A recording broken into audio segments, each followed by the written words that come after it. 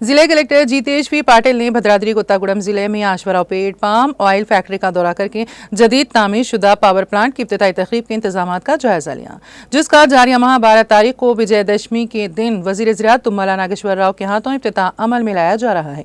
जिले कलेक्टर ने कहा कि रियासती हुकूमत ने बिजली के मसाइल की वजह से पाम ऑयल फैक्ट्री की क्रेशिंग में रुकावट को रोकने के लिए 36 करोड़ की लागत से एक नया पावर प्लांट कायम किया है और ये पावर प्लांट किसानों के लिए माविन व मददगार साबित होगा।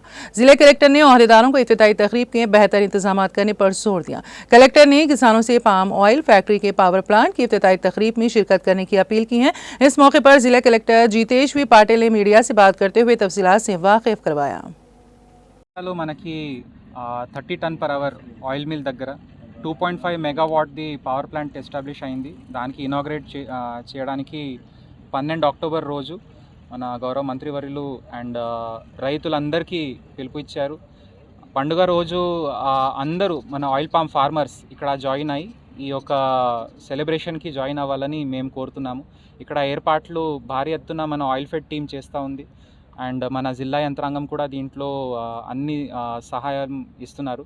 అందరూ ఆయిల్ పామ్ ఫార్మర్స్కి ఇంకా ఈ జిల్లాలో అండ్ అన్ని జిల్లాల్లో ఉన్న రైతులందరికీ మా విజ్ఞప్తి, మీరు వచ్చి దసరా మన పండుగ మాతో మీరు పార్టిసిపేట్ అవ్వండి అండ్ మన రాష్ట్రానికి ఇంకా మంచి పేరు రావాలని మేము కోరుతున్నాము.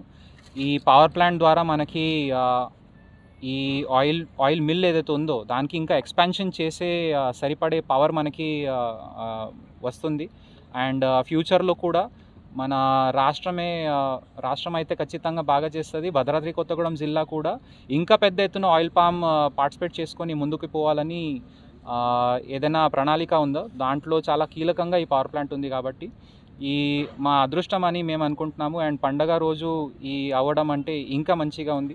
సో దయచేసి వారి ఇంట్లో ఎవరైనా రైతులు పండుగ రోజు ఉండాలని చూస్తున్నారు, ఒక్కరోజు మాతో కలిసి మీరు పండుగ సెలబ్రేట్ చేయాలని మా విజ్ఞప్తి. Thank you.